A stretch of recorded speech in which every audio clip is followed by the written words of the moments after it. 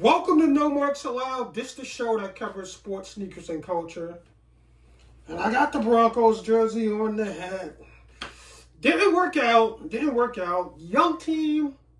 But, as a Broncos fan, I got to admit, the Denver Broncos are already improved a lot since Sean Payton got there in their second year. But they're not ready for the big dogs. Buffalo, Baltimore.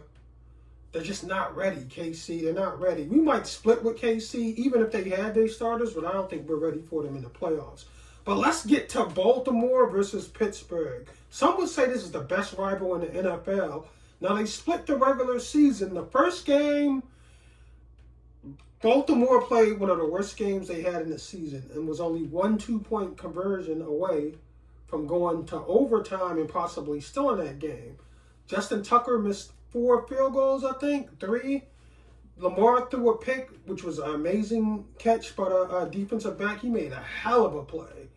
And then, it was a few turnovers. Likely fumbled, and Pittsburgh ended up, winning that game, and they were claiming themselves Super Bowl champions. Oh, we beat Baltimore. We beat the Ravens. We're the Lamar Jackson killers. Then they met at the bank, and Lamar looked like he was playing on Ricky mode. On Madden 24, he just dominated the Pittsburgh Steelers. Derrick Henry had a good game. Lamar had a great, efficient passing game. The defense is improving, and Baltimore is getting hot at the right time, which is the end of the season. So I feel like even without Zay Flowers, I think Rashad Bateman is becoming primary target for Lamar Jackson. He trusts his Bateman. He trusts his Mark Andrews. He even trusts Isaiah Likely coming out the backfield. And one thing, Derrick Henry had over 150 yards, but, man, Derrick Henry doesn't have to carry the ball 30 or 35 times a game. Harbaugh said he didn't want him doing that. That stage of Derrick Henry's career is over as long as he's a Baltimore Raven. So then you got Justin Hill, who's a credible running back out the backfield and a change of pace back as well. Then you also got some veterans, like Aguilar, who can, Lamar can find him if the first or second read isn't available. So I just feel like the Baltimore Ravens, going on the road against Buffalo, if they can protect Lamar, minimize the turnovers, Justin Tucker can hit his field goals and don't miss, they got a chance of winning the AFC Championship in Buffalo. And people keep saying this is Lamar's last chance to ever get a Super Bowl. Don't believe that. We live in a microwave society where we see, if you look at the last 7 Super Bowl winners, I think Brady probably has 2 and Mahomes probably has 3. I think who snuck one in there? I think Nick Foles snuck one in there. And who else? Russell Wilson. I think if you look at the last 10 years of NFL Super Bowl champions, I think Peyton Manning got 1, but if you look back, Mahomes got 3, and then Brady also got a lot. So it's not like every franchise quarterback in the league has a Super Bowl. And look at Elway, my favorite player of all time. I grew up watching him.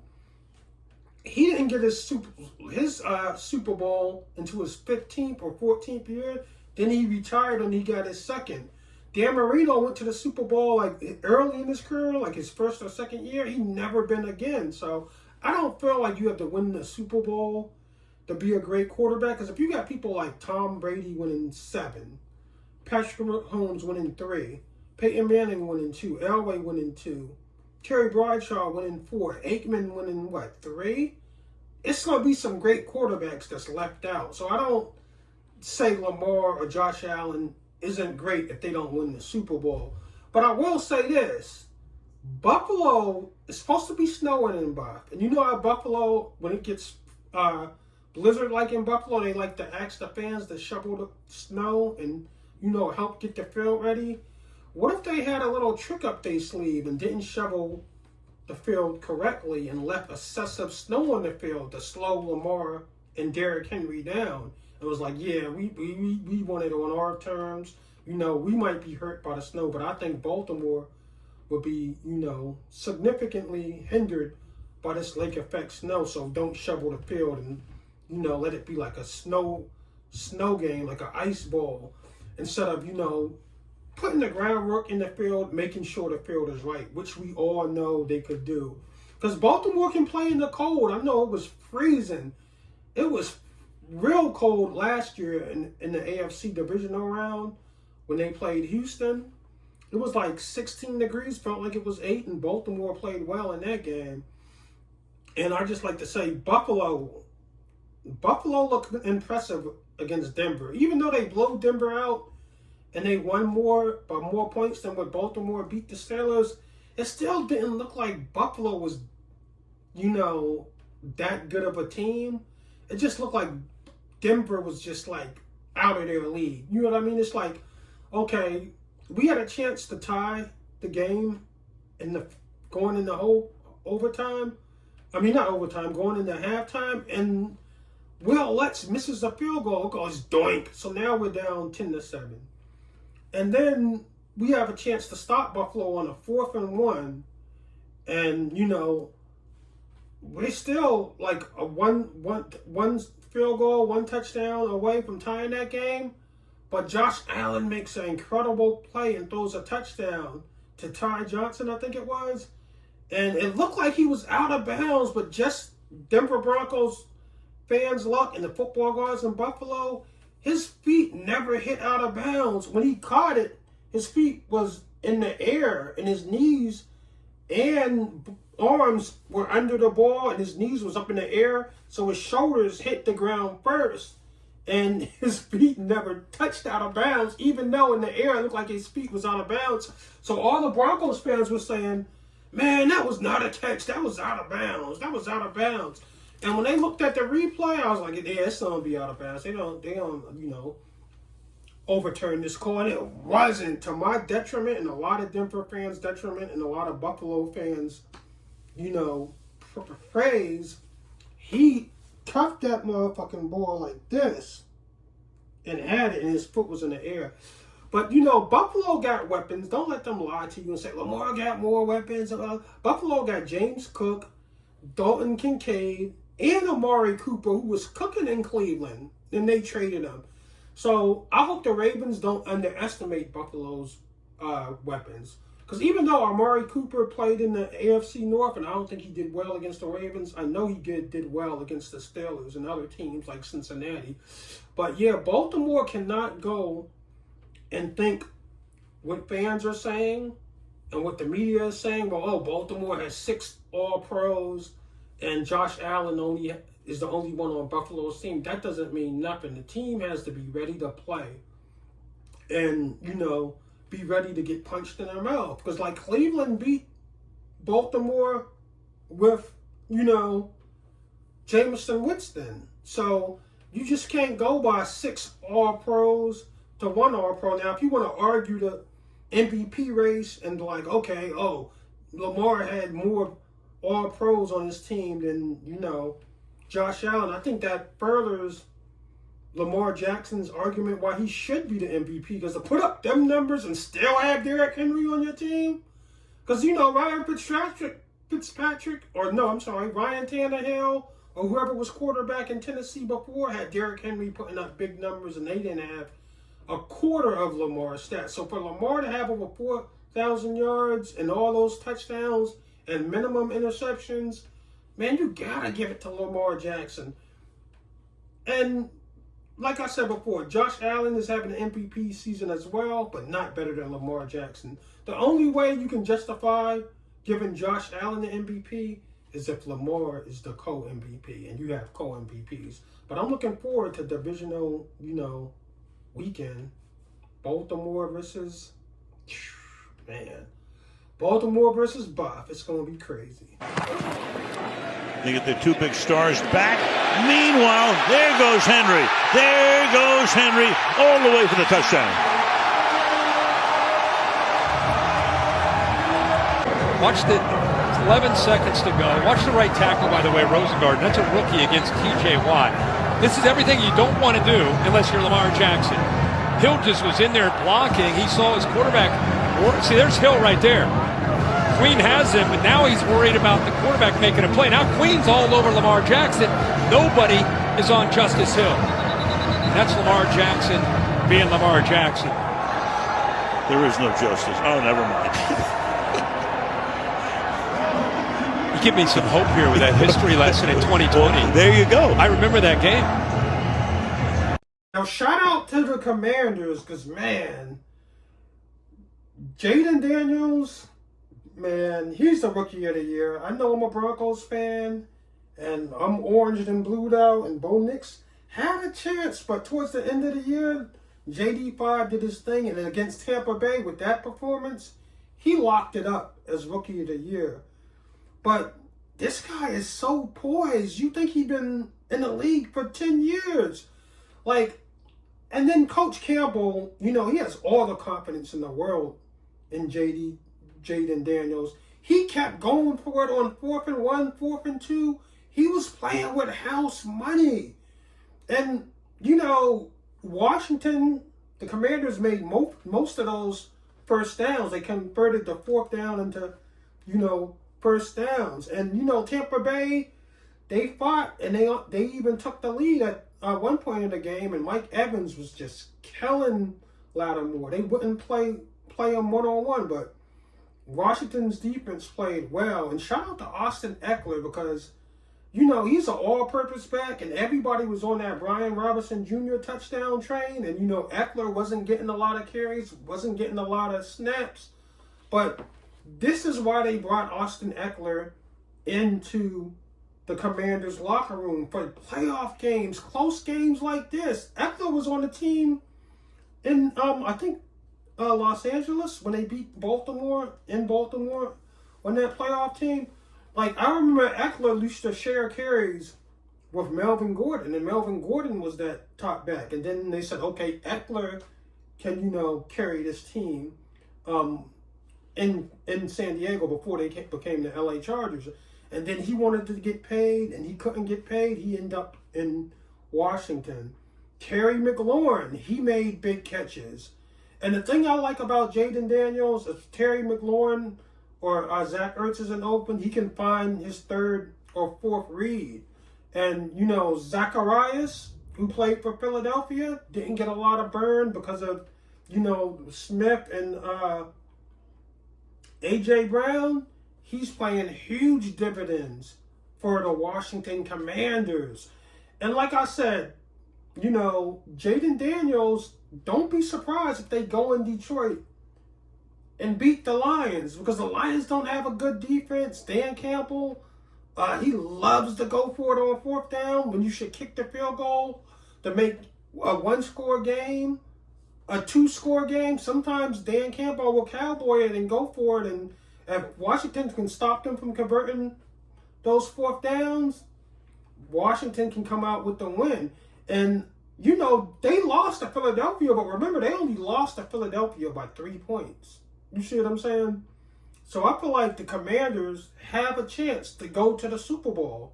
Not as a good chance as Baltimore has because they got a young team, but with McLaurin's veteran leadership, Eckler's veteran leadership, the talented Brian Robinson, then you got talented people on defense like Lattimore and Bobby Wagner. You just got veterans all over that team, and Dan Campbell, who's a good coach. I remember Adam Schefter at the end of the year, or the beginning of the year, or the middle of the year, it says his agents been saying they're players calling him like, I want to play for the Commanders because of Jaden Daniels. I wanted to play for the Commanders. And, D.C. is a wonderful place. It's a wonderful city, great city, especially if your teams are winning, like the Nationals, in the Commanders. The Wizards, not so much, but people still go to those Wizards games. And Tampa Bay just made so many mistakes. Luke McCaffrey in motion. Daniels retreats, throw it end zone, touchdown, De'Ami Brown. Daniels, throw it end zone, touchdown. Washington takes the lead with Terry McLaurin. We got 7 black quarterbacks in the NFL playoffs. That's half of the players at that position in the NFL playoffs. That's crazy. And I don't want to mention the black quarterbacks that didn't make the playoffs that were starting. Geno Smith, Deshaun Watson, Bryce Young, Jacoby Brissett. I mean, if I have time to look at it, it's probably more than that in the NFL. But just to name a few. And the black quarterbacks are changing the game. They're even changing the way that, they play defense. Back in the day, you had, big defensive ends like Reggie White, Dexter Manley, Bruce Smith that was just bull rushing people, getting the sack. Now you got these edge rushers that's 6'3", 6'4", 245 pounds, some even at 235 pounds because they know you need to be more athletic to stop the black quarterbacks that can not only throw the ball downfield, but also have the escapability that the big white pocket passers don't have. And I feel like, we're going to come to the point where, it's going to be 80% black quarterbacks, 20% white quarterbacks. Because if you look at Sam Darnold's performance in the playoffs, and then you look at the collapse of, Kirk Cousins for the Falcons when they got off to that hot start, you cannot function and win a Super Bowl if your quarterback doesn't have the ability to get out the pocket. Now, you got some unicorns like Matt Stafford that come, here and there. But look at the last Super Bowl winners. Mahomes has 3 of them. Tom Brady has 1. So the last pocket passer that won the Super Bowl, I think, was Tom Brady with Tampa Bay. I know the Rams won 1, but was that after Tom Brady won it with Tampa or before? Well, either way, the black quarterback is taking over. Look at the top 2 QB prospects that's on top of Mel Kiper's big board this year. They're black. Shedeur Sanders and Cam Ward. So the way the NFL is moving is faster and stronger, not absolutely bigger. You see what I'm saying? So if you can't get the ball out your hand quick enough, you can get schemed up and you won't be able to win a lot of games. Flacco, he catches lightning in a bottle every now and then. Throw 3 touchdowns, 300 yards when, Richardson is hurt. And we're going to continue to have black quarterbacks because the big white pocket passer is becoming a thing of the past. Like, they pressured Sam Darnold so much in Arizona. The Rams, made him look pedestrian, and people are reverting to Sam Darnold as the Jets. Sam Darnold from the, Panthers, which is, when you get in the playoffs, is true. Look at Jordan Love. He's black, but he's not mobile. Once he gets in the playoffs, he stinks. Now, maybe just like I said about the Denver Broncos, the Packers are not ready yet. They're just not ready yet. Besides Jacobs, they got a really young skill set at their skill players.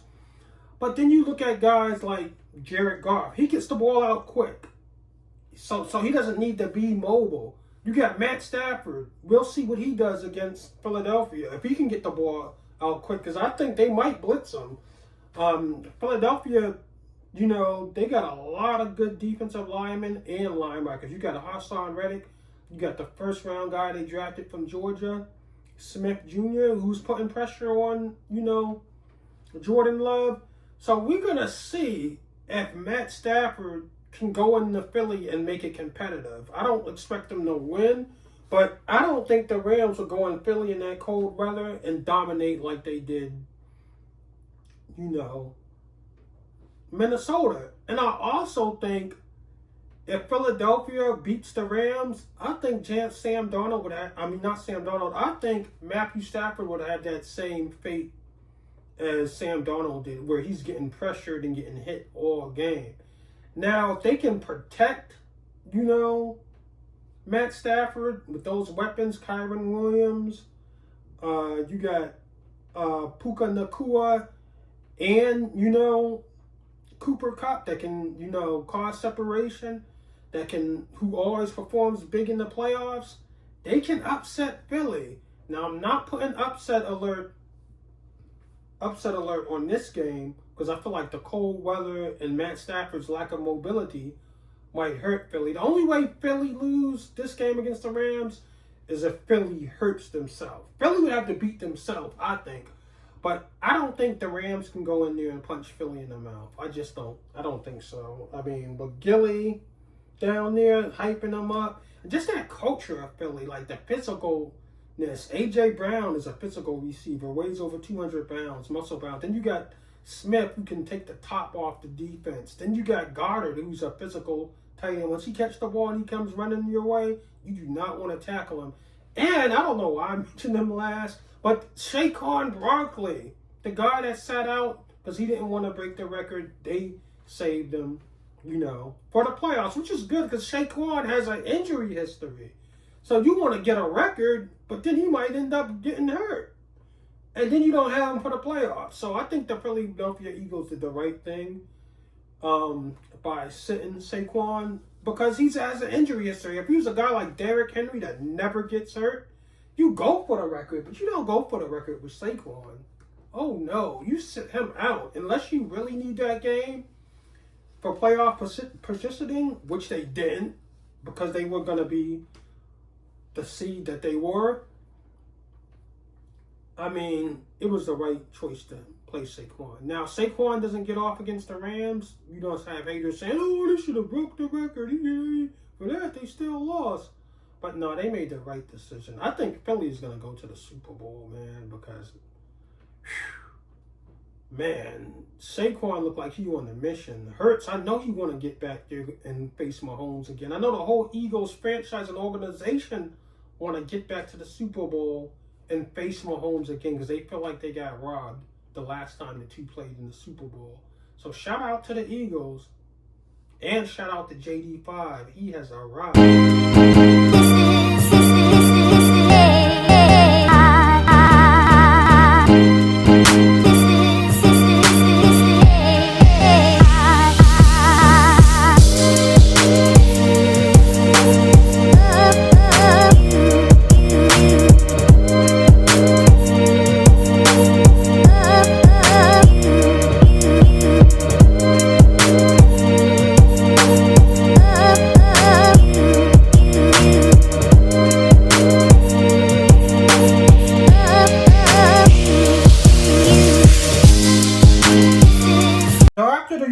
Of Michigan won the national championship last year. For some odd reason, they drummed up a controversy to create a 12-team playoff.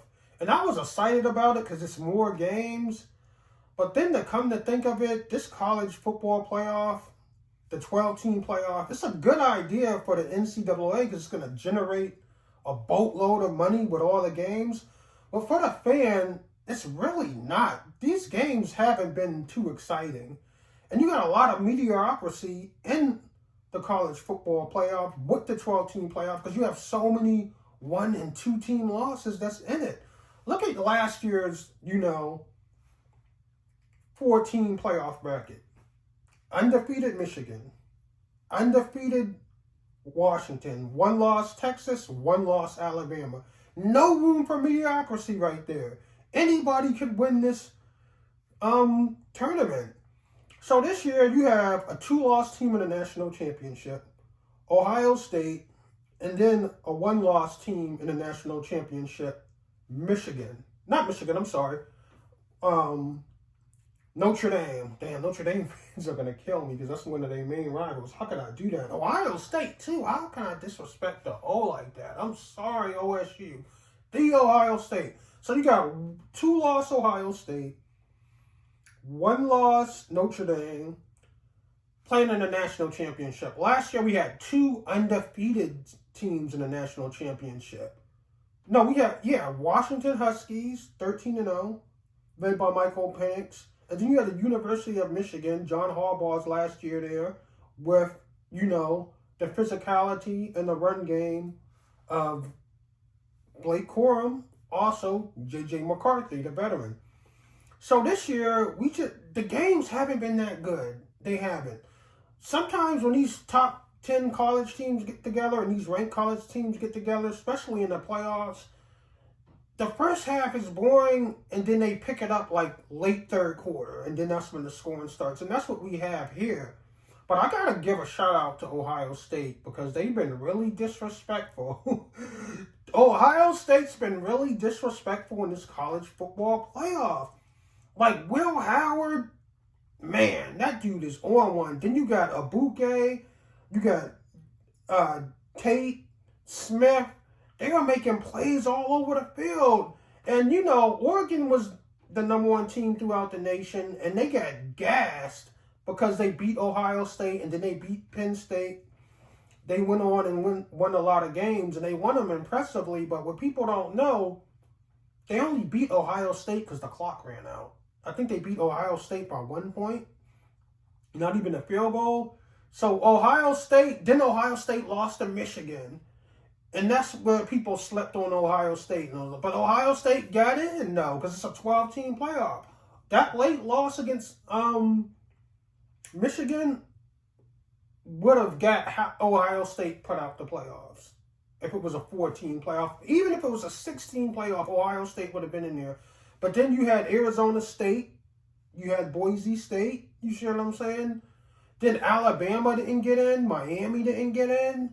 And now after seeing these college football games in the national championship playoffs, teams like Miami that have a big name and Alabama with 3 losses that don't deserve to get in are going to end up getting in because the teams like Boise State and Arizona State did okay, but Boise State didn't do too well. And they were like, well, let's put a major name and make more money. And let's put Alabama, a 3-loss team because their schedules are harder, or Miami is a name, they play in the ACC. Let's give them the nod over a Pac-12 team, and then it won't just be the conference winners. But I think they already made the rule where the conference winners get the top 4 seeds.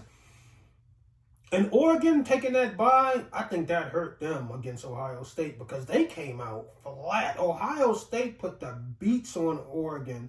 Then they came back and put the beats on Texas. And one thing Joe Klatt said about the game against Michigan, when they played Michigan and lost, Will Harwood couldn't see the field. Michigan got him in that phone booth and beat him up, got physical with him. They was like, Ohio State got to use the field, spread it out, and use their weapons. And I don't know if that was hard for them to do against Michigan because it was so cold that game.